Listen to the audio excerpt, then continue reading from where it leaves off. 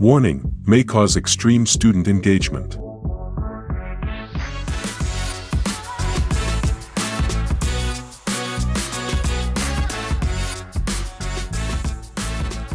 Welcome to the Digital Dish. Your go-to podcast for all things tech and education.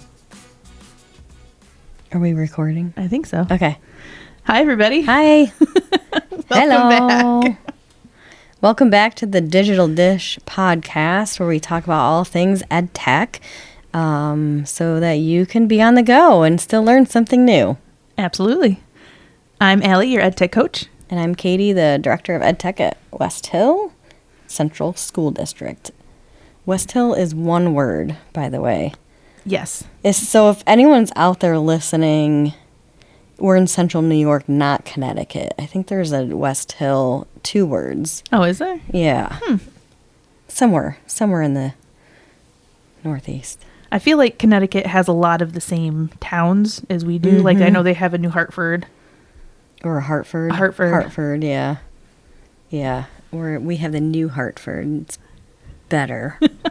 I don't know if it is or not. I've never been to Hartford, Connecticut. Me neither. So we have lots of stuff going on. Yeah, sorry, I just took a sip of my tea.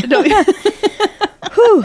Yes, we have a ton of stuff going on. What are you up to? Lots and lots of craziness at this point. We're, trying to qualify for a house like we've been talking about, and trying to just run, which is not my favorite part of the day. But yeah, just, all things karate and all sorts of craziness. What about you? I've been training for a half marathon. Ooh. So I haven't run one, I think, since I figured out 2022.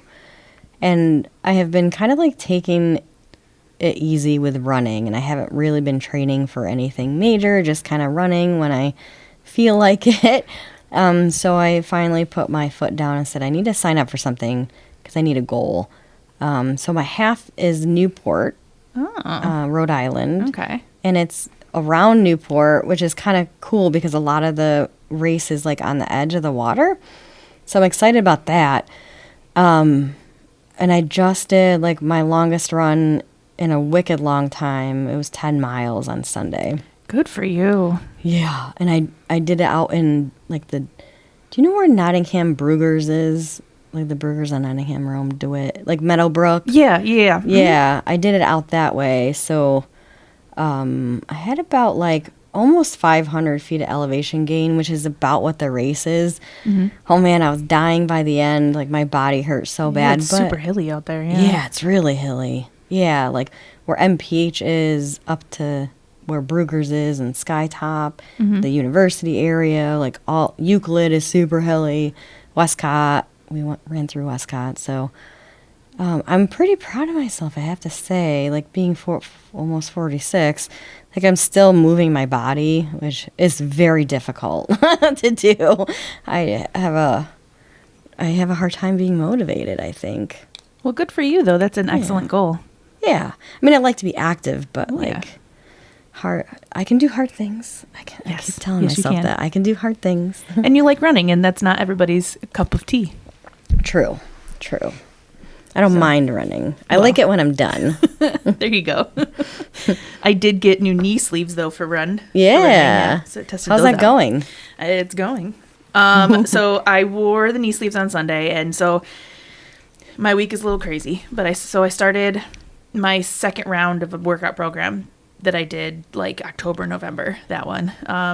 And then so I also go to the gym on the weekends with a friend of mine, and that's where I've been working on my running because, it's ice and it's St. Patrick's Day and it snowed this morning. So yeah, there's that. Super icy today. Yeah, really icy today. So I put on my knee sleeves and I was able to run for a solid 2 minutes. So that's a lot better than it was a couple weeks ago. Yeah. So. I mean, especially if you've never been a runner before, 2 minutes is a lot. That's a lot. It's so hard. Did you do it on the treadmill? I did. Oh my God. Which is even harder. Way harder. So I can barely run 2 minutes on the treadmill. Blah. I call it the dread mill. I hate it so much. It was tough. Yeah. It was tough. Well, good for you. Thank you. But hey, 10 miles, that's good for you. Yeah. And when I first started running, well, so like, I don't know, I feel like I'm going off the tangent here, but when... We'll get back, it's okay. Yeah. When I was like in my early 30s, I wasn't doing anything, not going to the gym, not even walking. Like I was just being a mom and a teacher.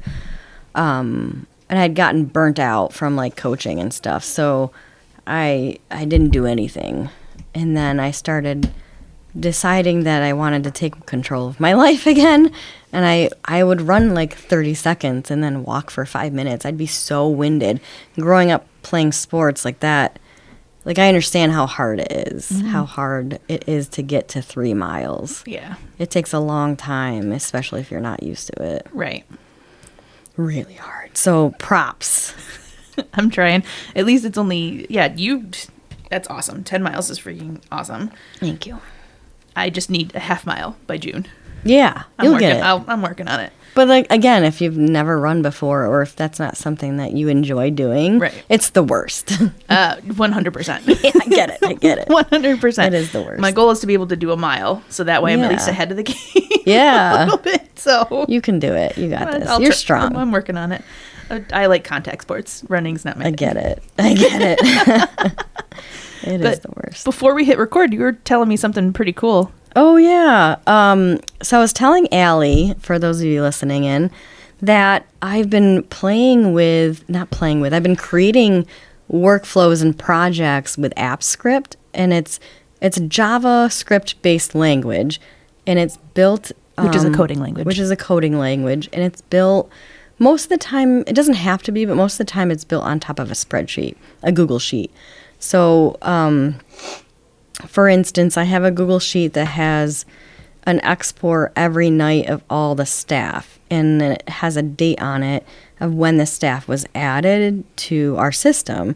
And so now it's automatically emailing them a welcome email from me with all this information on it. And then everyone has to take their data privacy and security training. So if they don't take it within like 2 weeks, it reminds them. If they don't take it within 3 weeks, it tells me. So I set all this automation up through AppScript.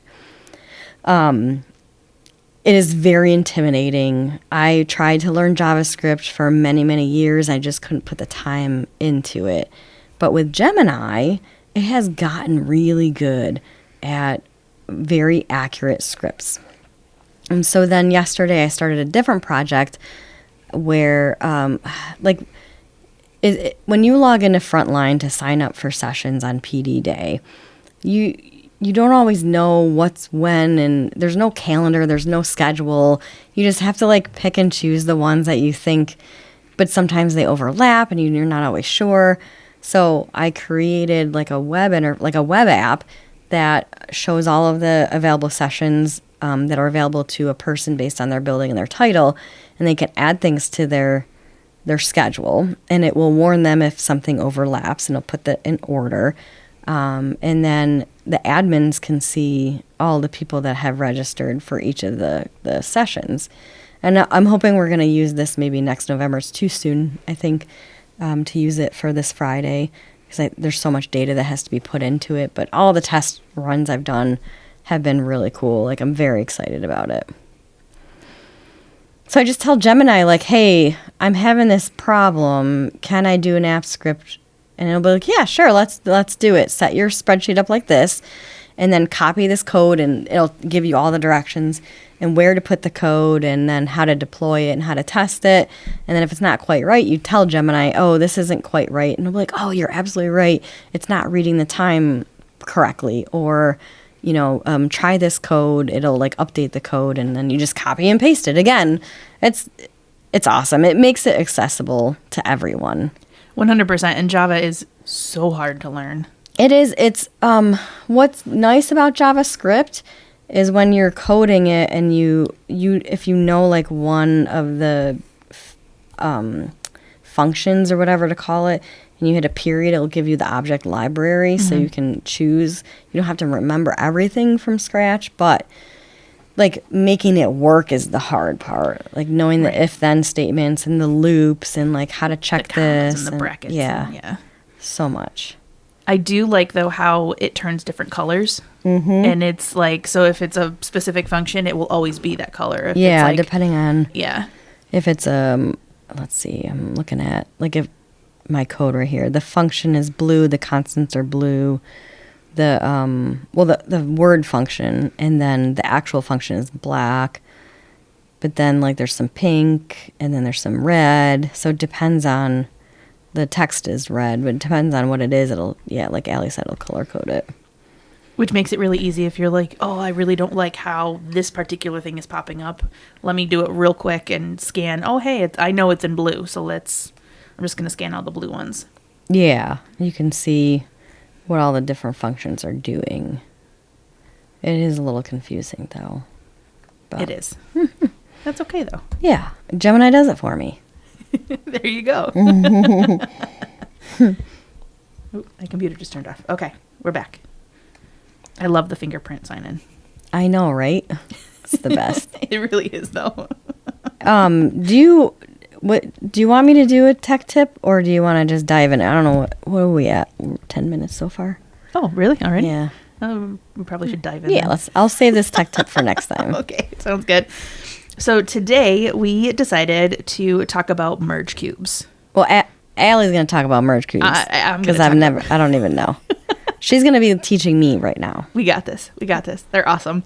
So I've been using merge cubes not only in my classroom when I taught technology, but also now I get to come in and help teachers use them in their classrooms. So what they are is they're little foam cubes, and they have codes on every side of them, kind of like QR codes. They act just like QR codes. Okay. And so with a device that has the program on it, you scan it, and it's like science in the palm of your hand. So I was working with a 5th grade class, and they were studying orbits, like the Earth's orbit around the sun. And so they were actually able to see the Earth tilted orbiting around the sun, and like how the moon orbits, and like all sorts of things. It was so cool. That's cool. And I'm actually going into a couple 3rd grade classrooms in a couple of weeks, and we're talking about weather and how it affects. So they were using merge cubes to be able to see different kinds of weather and how it interacts with things around a house. There's things of like the frog cycle where you can actually see everything. It's really cool, and it's all super interactive. So that way there's dots all around it. So if you're like, oh, I'm really not sure what the frog egg is, if you click on it, it'll bring it up with a little like fact. So it's kind of like 3D, right? Mm-hmm. And the program, it's an app on the iPad? Yes, iPads. Yep. Okay. And then it has all the content there, or do you have to create the content? All the content is there, already created. Even better. We do have the opportunity to create our own if we want to, but everything is all right there. That's cool. What grade levels does it have content for? Oh gosh, I was going to bring them into a 1st grade classroom, and then they have content all the way up through high school. Oh, really? Yep. Wow. So when you say you're going to bring them, what are you bringing? So I bring the merge cubes themselves, and they're the like iPads. objects. Yes. They're square. They're blocks. They're cubes. Yeah. Okay. They're little squishy foam. Oh. Yeah. Do the kids throw them at each other? No, because I have to start with rules. Yes. Because things happen. Yeah. Allie's good about starting with the rules. Good. I know. I taught elementary school. Things happen if I don't start with rules. Yes. Very good. So, just to make sure that we don't throw them at our friends or stab them with pencils, because then we can't use them. So we need to make sure that we are kind to our materials. Yes. So does every kid get a cube? It would be like in groups of 2. Okay. It's not the cube specifically. It's the iPads that we don't have enough of. Oh, yeah. So we do have 10 iPads. So it'd be like for a class of like 20. Mm-hmm. And they can work with partners. Mm-hmm. And what kinds of activities are they doing? Are they like observing and writing, or are they observing and talking? How are the teachers implementing this into the curriculum, I guess? So a little bit of both. I've done it, and I've helped the teachers do it both ways, to where we were doing a constellation solar lesson, and so the kids had everything up and moving around in our real world instead of just the cube, so that way they can see all the constellations through different times. And they were actually writing answers to questions on a piece of paper with each other. And there are times when it's just talking to each other and being like, oh, cool, let's look at the frog cycle and see how different things are. Let's look at what's another one on there, the weather, is a really cool one. The Mars rover is a really cool one on there. And that's cool. They're like, oh, how does it move on here? Let me see. And let me move the cube so that way we can see all different sides of it. We should talk to some of the kids after you do this with them. I agree. I think that was our plan, wasn't it? Yes. Yes. Well, the audience doesn't know that. Oh, dun dun dun. Spoiler alert.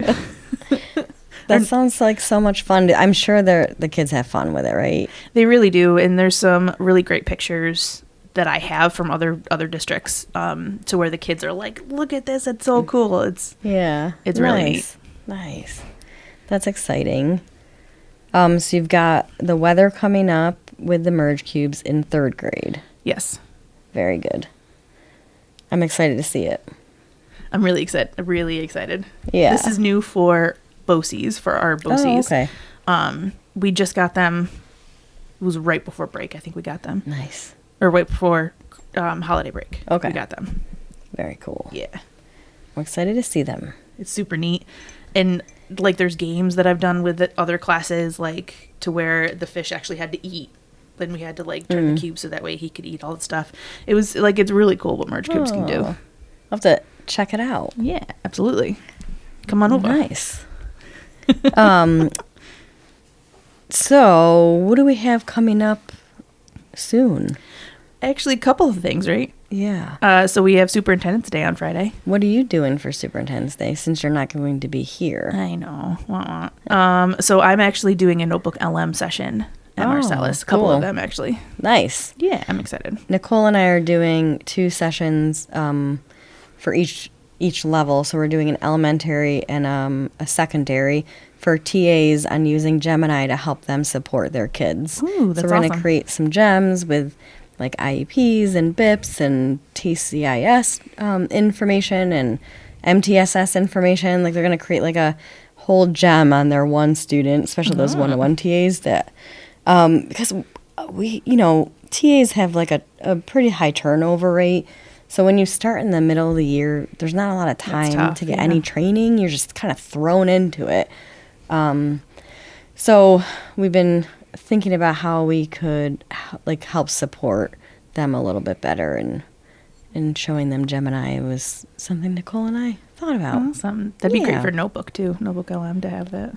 Yeah, I think Gemini is a little more accessible. I think Notebook for like the normal person is a little bit more complicated. Fair enough. And to be honest with you, it's a little outdated looking. I think a little bit. Okay. But Notebook LM is great. But I think Gemini is a little bit more accessible. And you can create content like pictures and music. And you can create, like a social story and then create pictures that go with it and then use that for MTSS. So, yeah, we've got...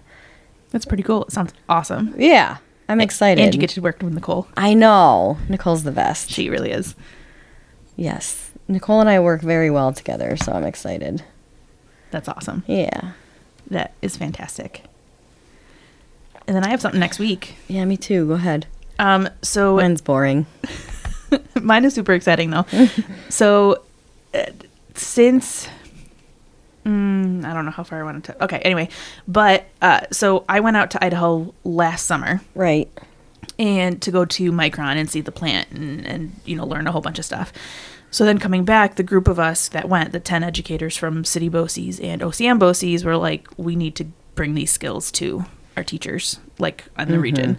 So we've been working since end of August on a cooperative series to get teachers to be able to have more experience with our industry partners in the community to bring those skills back into the classroom. So the kickoff event is actually next Thursday, which I'm really excited about. Like I said, it's been definitely a labor of love, but like we've been working on it a long time. And so we are partnering with, I think, 20 different industry partners. And not only that, but it's City BOCES, OCM, and Syracuse City School District. Oh, man. For all the teachers in the region, and that's thousands and thousands of teachers in the region, to be able to talk to industry partners, get like, what are you looking for? in the What next skills, workforce, what skills, let's talk. dispositions. Right. It's like the portrait of the graduate. That's exactly what we're bringing Yeah. into it. And so we are going to be working with them and the teachers to be able to build more enlightened lessons to bring those skills into the classroom that's to get our awesome. kids ready for the future workforce. How many people are coming? So far in our part of the region, it's that we have 22 signed up.